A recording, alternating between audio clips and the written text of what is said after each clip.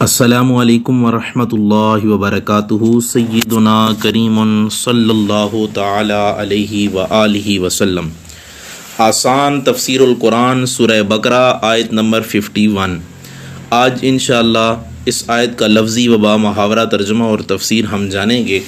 تو آئیں سب سے پہلے اس کی تلاوت سماعت فرماتے ہیں۔ اعوذ باللہ من الشیطان الرجیم،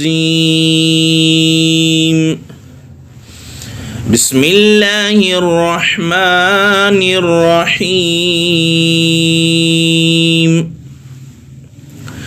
وَإِذْ وَاعَدْنَا مُوسَىٰ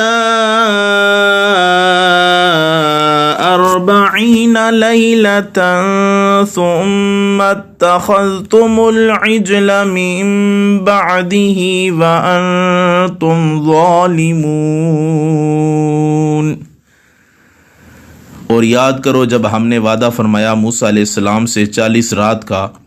پھر بنا لیا تم نے بچھڑے کو معبود ان کے بعد، اور تم سخت ظالم تھے۔ وَإِذْ اور یاد کرو جب وَاعَدْنَا ہم نے وعدہ فرمایا موسیٰ علیہ السلام سے 40 لیلتاً راتوں کا، ثم پھر اتخذتم بنا لیا تم نے العجل بچھڑے کو، من بعدہ ان کے بعد، وانتم اور تم ظالمون ظالم تھے۔ سورہ بقرہ کی یہ آیت نمبر 51 ہے، اور اس میں اللہ تعالیٰ نے موسیٰ علیہ السلام کی قوم کی حالت بیان فرمائی ہے۔ سب سے پہلے اس آیت کا پچھلی آیت سے کیا تعلق ہے ہم یہ جانیں گے، پھر اس کے بعد انشاءاللہ عز و جل اس کی تفسیر کی طرف چلیں گے۔ اگر دیکھا جائے تو اس آیت کا تعلق پچھلی آیت سے چند طرح سے ہے۔ ایک یہ کہ پہلے بنی اسرائیل کو یا بنی اسرائیل کی 4 نعمتوں کا ذکر ہو چکا تھا، اب 5ویں نعمت کا ذکر ہو رہا ہے۔ دوسرا یہ کہ اس سے پہلے بنی اسرائیل کو جسمانی نجات دینے کا ذکر تھا، اب یہاں پہ انہیں بتایا جا رہا ہے کہ جب تمہیں نجات دے دی تو اس کے بعد تم نے یہ کام کیا کہ تم نے بچھڑے کو معبود بنا لیا۔ اور تیسرا یہ کہ اس سے پہلے فرعون اور فرعونیوں کے شرک کا ذکر ہوا، اب فرمایا جا رہا ہے کہ اے اسرائیلیو، تم نے ان سے بھی بڑھ کر جرم کیا ہے، کیونکہ انہوں نے فرعون بادشاہ کو خدا مانا تھا،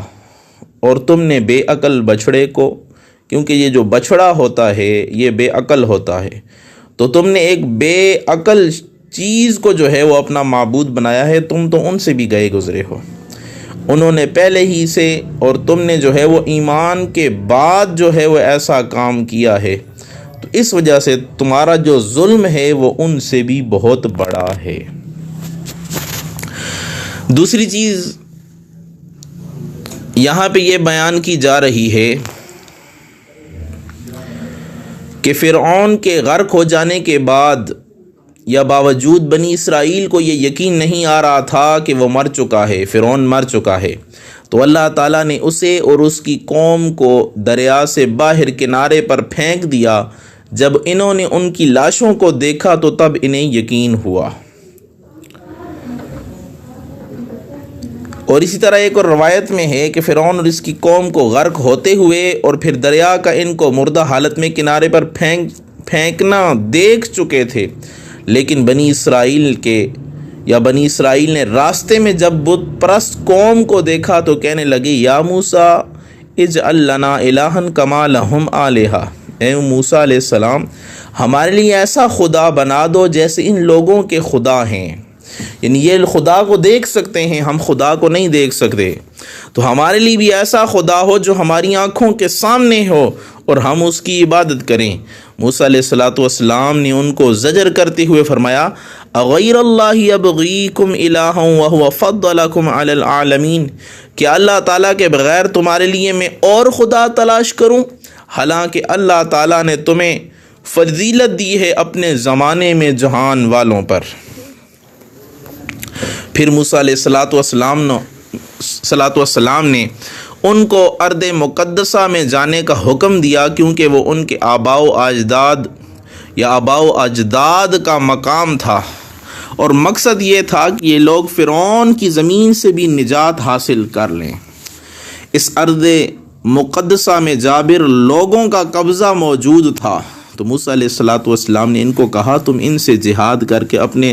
آباء و اجداد کی زمین کو ان سے آزاد کروا لو۔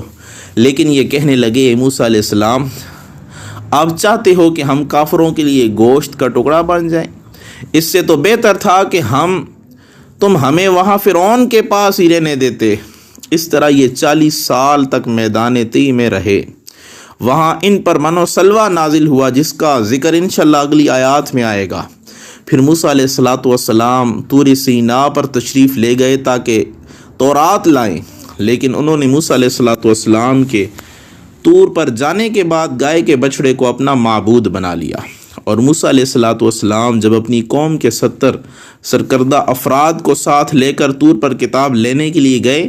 قوم سے 40 دنوں کا وعدہ کر کے گئے۔ آپ اپنی قوم کے ان افراد سے ذرا جلدی ہی آگے طور پر پہنچ گئے۔ اللہ تعالیٰ نے پوچھا تم اپنی قوم کے افراد سے پہلے کیوں آ گئے ہو؟ تو آپ نے عرض کیا اے میرے مولا، اے مولا کائنات، وہ بھی میرے پیچھے آ رہی ہے، میں صرف تیری خوشنودی حاصل کرنے کے لیے جلدی آ گیا ہوں۔ طور پر ہی اللہ تعالیٰ نے آپ کو یہ خبر دی تھی کہ تمہاری قوم گمراہ ہو چکی ہے۔ آپ کو گئے ہوئے جب 20 دن مکمل ہو گئے تو وہاں پہ ایک جادوگر تھا جس کا نام تھا سامری۔ اس نے کہا کہ موسیٰ علیہ الصلوۃ والسلام کو گئے ہوئے 20 دن اور 20 راتیں ہو چکی ہیں، 40 کی تکمیل ہو گئی ہے، آپ واپس نہیں لوٹے۔ اس کی وجہ صرف یہ ہے کہ تمہارے پاس فرعونیوں کی زیورات، ان کے زیورات وغیرہ موجود ہیں اور وہ تم پہ حرام ہیں، اس لیے وہ زیورات تم لوگ مجھے دے دو تاکہ میں ایک خدا بنا دوں، کیونکہ یہ پہلے دیکھ چکا تھا کہ قوم ایسا خدا چاہتی ہے جو انہیں نظر آئے۔ یہ خود بھی گائے کی پرستش کرتا تھا، اس لیے اس نے تمام زیورات جمع کر کے انہیں ایک بچھڑا بنا دیا، ایک بچھڑا بنایا ان کے لیے جو معبود کا کام کر سکے۔ چونکہ فرعون کے لشکر نے اپنے گھوڑوں کو دریا میں ڈالنے سے سوچ و بچار شروع کر دی تھی، تو جبریل نے ایک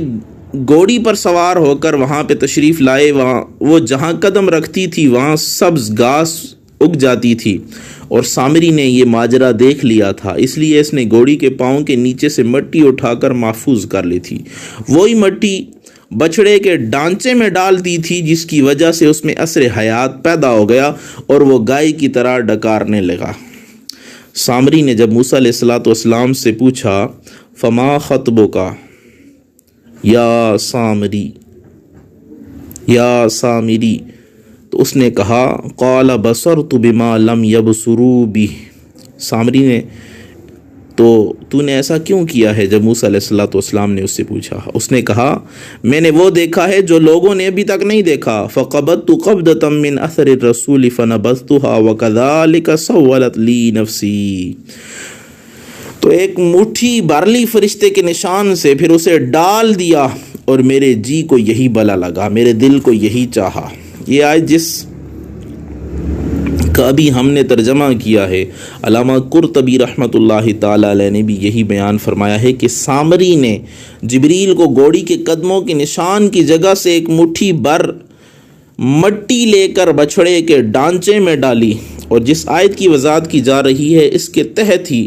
مفتی محمد شفیع صاحب نے جو دیوبندی ہیں معارف القرآن میں بھی ذکر فرمایا ہے، اور معتبر تفسیر خازن وغیرہ میں بھی یہی موجود ہے۔ غرض کے سلف صالحین کی تفاسیر میں بچھڑے کے ڈکارنے کی وجہ یہی تحریر ہے کہ جبریل کے گھوڑے کے پاؤں کے نیچے سے لی ہوئی مٹی کا اثر تھا، اور خیال رہے سب سے پہلے اس قول یعنی گھوڑی کے قدم کے نشان سے مٹی لینے کے قول کو ابو مسلم اصفہانی نے تسلیم نہیں کیا تھا، جو بہت بڑا معتزلی تھا۔ پھر اسی قول کا سہارا لیتے ہوئے مودودی صاحب نے بھی تفہیم القرآن میں یہی تحریر کر دیا، اور سامری نے موسیٰ علیہ الصلوۃ والسلام سے جھوٹ موٹ کہہ دیا تھا۔ یہ مودودی صاحب کی یہ سوچ غلط ہے۔ قرآن پاک نے اگرچہ واضح طور پر اس قول کو نقل نہیں بھی کیا لیکن رد بھی نہیں کیا، اس لیے متقدمین حضرات کی تفاسیر کو چھوڑ کر ایک معتزلی کی بات کو تسلیم کرنا بھی کوئی عقل و دانش کا کام نہیں ہے۔ اب یہاں پہ جو فرمایا گا وَإِذْ وَعَدْنَا مُوسَىٰ 40 لَيْلَةً کہ اللہ تعالیٰ نے موسیٰ علیہ السلام سے 40 راتوں کا وعدہ فرمایا، تو یہ 40 راتوں کا وعدہ فرمایا، اور رات کا ذکر ہی کیوں کیا گیا؟ اس کی وجہ چند علماء نے فرمائی، یہاں تاریخ کا ذکر کرتے ہوئے راتوں کا اس لیے ذکر کیا ہے کہ عربی مہینوں کا حساب چاند کے لحاظ پر ہوتا ہے، اور چاند کی تاریخ کی ابتدا رات سے ہوتی ہے، اور دوسری وجہ یہ ہے کہ تاریکی نورانیت سے پہلے ہوتی ہے، یعنی کفر سے ایمان کی رہنمائی کی جاتی ہے، اور جب ایمان نصیب ہو تو تاریکی ختم ہو گئی اور ایمان کی وجہ سے نورانیت حاصل ہو گئی۔ تو موسیٰ علیہ السلام، اب یہاں پہ اس آیت میں دیکھیں، موسیٰ علیہ السلام کو 40 دن رات کے بعد تورات عطا کی گئی کہ آپ 40 دن دنیا والوں سے الگ تھلگ ہو کر اللہ تعالیٰ کی یاد میں مشغول رہے۔ اسی طرح اس کے ذکر و فکر سے آپ کے قلب و روح کو ایک خاص قسم کی قوت حاصل ہو جائے جو اس عظیم بوجھ کو اٹھانے کے قابل ہو جائے، اور بے شک 40 کو ایک خصوصیت حاصل ہے، اسی وجہ سے انبیاء کرام کو 40 سال کی عمر میں نبوت کے اعلان کا حکم دیا جاتا رہا، اور ان سے رب تعالیٰ کا کلام بذریعہ وحی اسی عمر میں ہوا۔ پھر اولیاء عظام کا بھی یہی معمول ہے کہ وہ چلہ کشی کرتے ہیں، یعنی 40 دن، اور یعنی 40 روز تک دنیا سے علیحدہ ہو کر فقط رب تعالیٰ کی یاد میں مشغول ہوتے ہیں، تو ان کے دلوں پر حکمت کے چشمے پھوٹ پڑتے ہیں، کیونکہ حضور علیہ السلام کی حدیث کا مفہوم یہ ہے، جو شخص 40 صبح خلوص سے اللہ تعالیٰ کو یاد کرتا ہے، اس کے دل سے اس کی زبان پر حکمت کے چشمے نمودار ہو جاتے ہیں۔ کاش کے لوگوں کو یہ سمجھ آ جائے کہ 40 دن تک فوت شدہ کے لیے قرآن خوانی کا اہتمام کرتے رہنا، پھر 40 پر اس کے لیے اجتماعی دعا کتنی مقبولیت کا سبب ہوگا۔ خیر، معاملہ قسمت کا ہے، جس کی قسمت میں ہو اس کے لیے قرآن پاک پڑھا جائے گا، اور جس کے لیے قسمت نہ ہو تو اس کے لیے نہیں پڑھا جائے گا۔ اب یہاں پہ دوسری چیز دیکھی جائے، وہ یہ ہے کہ جب سامری نے اپنے لوگوں سے کہا کہ یہ دیکھیں کہ تم جس طرح کا معبود چاہتے ہو اس طرح کا معبود میں تمہارے پاس لے آیا ہوں، اور یہ سونے کا ہے، اور اس کے منہ میں وہ چیز ڈالی، یعنی جو جبریل امین کی گھوڑی کے نیچے سے مٹی تھی وہ ڈال کے اس کے منہ میں ڈالی، وہ ڈکارنے لگا، اور لوگوں کو کہا کہ یہ تمہارا خدا ہے۔ اصل میں موسیٰ علیہ السلام نے تم سے جھوٹ بولا تھا، وہ بھول گئے تھے، اس وجہ سے وہ اب واپس نہیں آئے۔ 20 دن اور 20 راتیں ہو چکی ہیں، 40 ہو چکی ہیں، ابھی تک وہ نہیں آئے، تو لوگوں کو جو ہے وہ ایک بہانہ ملا اور لوگوں نے ان کی عبادت شروع کر دی۔ اب اس آیت میں بھی امت مصطفیٰ کو یہ فائدے حاصل ہوتے ہیں۔ پہلا یہ کہ یہود نے واضح معجزات اور دلائل کو دیکھا، لیکن معمولی شبہات ڈالنے سے وہ بھٹک گئے، لیکن نبی کریم رؤوف الرحیم صلی اللہ علیہ وسلم کی امت کو یہ سمجھنے کے لیے کہ قرآن پاک معجزہ ہے، دقیق یعنی باریک دلائل سے پتہ چلا، لیکن پھر بھی وہ بڑی قوی شبہات سے ڈگمگائے نہیں، بلکہ دین کے حق سے بٹکے نہیں، بلکہ دین پر استقامت رہے، دین پر ڈٹے رہے۔ دوسرا یہ کہ نبی کریم رؤوف الرحیم صلی اللہ علیہ وسلم نے یہ واقعہ ذکر کیا حالانکہ آپ نے کسی سے پڑھا نہیں ہے، اس سے یہ بھی پتہ چلتا ہے کہ آپ کو یہ وحی کے ذریعے علم حاصل ہوا۔ تیسرا یہ کہ عقائد میں تقلید نہیں، ان لوگوں نے فقط سامری کی بات کو مان کر بچھڑے کی پوجا کر کے اپنا ایمان ضائع کر دیا۔ دراصل عقائد میں تقلید نہیں کرنی چاہیے، اگر وہ اللہ تعالیٰ کو دلائل کے ذریعے پہچانتے تو ان کو معرفت تامہ حاصل ہوتی اور وہ سامری کے شبے میں نہ پڑتے۔ لیکن یاد رکھیں، جب عقائد میں تقلید نہیں ہے لیکن جو مسائل ہیں ان میں تقلید ضروری ہے، کسی عالم کا حکم ماننا ضروری ہوتا ہے۔ چوتھا یہ کہ اللہ تعالیٰ نے یہ واقعہ نبی کریم پر بیان کر کے گویا کہ آپ کو صبر کرنے کا حکم دیا، کیونکہ آپ کافروں کے شرک سے بہت پریشان ہوتے تھے، تو آپ کو گویا کہ اس واقعے سے تسلی دی گئی کہ موسیٰ علیہ السلام نے بھی اپنی قوم کے شرک سے صبر کیا، آپ بھی صبر کریں، ان کا حساب رب کے پاس ہوگا، لہذا آپ جلدی نہ کریں۔ اب یہاں پہ ایک اور چیز میں آپ کے سامنے بیان کرنا چاہتا ہوں جو تفسیر برہان القرآن میں ہے۔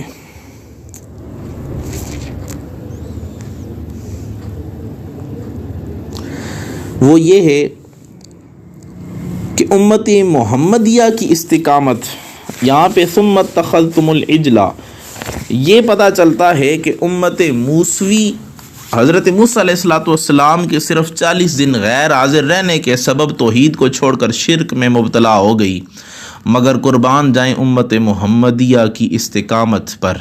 جو ان کو استقامت دی گئی کہ ان کے نبی حضرت محمد مصطفیٰ صلی اللہ علیہ وسلم کو دنیا سے پردہ کیے 14 صدیوں سے زیادہ زمانہ گزر گیا ہے، مگر آپ کی امت آج بھی عقیدہ توحید پر قائم اور شرک سے دور ہے، الحمدللہ۔ آج کئی نادان لوگ چھوٹی چھوٹی باتوں پر مسلمانوں کو مشرک بناتے ہیں، حالانکہ حضور علیہ السلام نے فرمایا، اللہ کی قسم مجھے یہ ڈر نہیں کہ تم میرے بعد شرک کرو گے، البتہ تم دنیا میں پڑ جاؤ گے۔ ایک دوسری چیز، بنی اسرائیل نے بچڑے کی تعظیم کی۔ ہمارے ہاں اہل تشیع ہر سال ماہ محرم میں ذوالجناح یعنی گھوڑے کی تعظیم اسی طرح کرتے ہیں جیسے بنی اسرائیل کی گاؤ سالہ پرستی کی نقل کر رہے ہوں، اور بنی اسرائیل بچڑے کی تعظیم کر رہے تھے اور اہل تشیع گھوڑے کی تعظیم بجا لاتے ہیں، تو یہ بدعت سیئہ ہے، کبیرہ گناہ ہے۔ شیعہ لوگ اپنے گمان میں کربلا میں حضرت امام حسین کے گھوڑے کی یاد میں گھوڑا نکالتے ہیں، حالانکہ خود شیعہ کتب کے مطابق کربلا میں امام علی مقام امام حسین رضی اللہ تعالیٰ عنہ کے پاس گھوڑا نہیں اونٹ تھا۔ شیعہ مورخ لوط بن یحییٰ لکھتا ہے کہ امام حسین رضی اللہ تعالیٰ عنہ نے کربلا میں پہنچ کر اپنی اونٹنی کو بٹھایا اور عقبہ بن سمان سے کہا کہ اسے اس کی نکیل کے ذریعے سے باندھ دو، جو مقتل ابی مخنف صفحہ 55 پہ یہ تحریر موجود ہے۔ اسی طرح کربلا میں پہنچ کر امام حسین نے فرمایا، یہ عرض کرب و بلا ہے، اس جگہ ہمارے اونٹ بیٹھیں گے، ہمارے کجاوے اتریں گے اور ہمارے مرد قتل ہوں گے۔ یہ کشف الغمہ جلد 2 صفحہ 47 پر موجود ہے۔ تو گھوڑے کا ذکر تو کہیں نہیں ہے، نہ جانے یہ گھوڑا کہاں سے آ گیا ہے۔ اس کی مزید بھی تفصیل موجود ہمیں علماء اہل سنت کی کتب سے ملتی ہے، لیکن ہم اس کی طرف نہیں جاتے، لوگوں کو صرف یہی بتانا چاہتے ہیں کہ اگر یاد منانی ہے تو جس طرح امام حسین نے کربلا میں نماز کو پڑھ کر یاد کی، اللہ کی یاد منائی، اسی طرح اگر تمہیں امام حسین کی یاد کو تازہ کرنا ہے تو تم ہر مشکل میں نماز کو پڑھ کر امام حسین رضی اللہ تعالیٰ عنہ کی یاد کو تازہ کرو۔ اب اس کی مزید تفسیر اگلی آیت میں آئے گی۔ اس آیت میں اتنی ہی وضاحت ہے، اس کی مزید جو تفصیل ہوگی وہ اگلی آیت میں ہوگی، اور اس کی اور مزید جو وضاحت ہوگی وہ انشاءاللہ اگلی آیت میں آئے گی، کیونکہ یہ جو 3 لگاتار آیتیں آ رہی ہیں ان کی تفسیر یکے بعد دیگرے بالکل متصل ہے، تو اس آیت کی تفسیر یہیں ہی مکمل ہوتی ہے۔ السلام علیکم ورحمۃ اللہ وبرکاتہ۔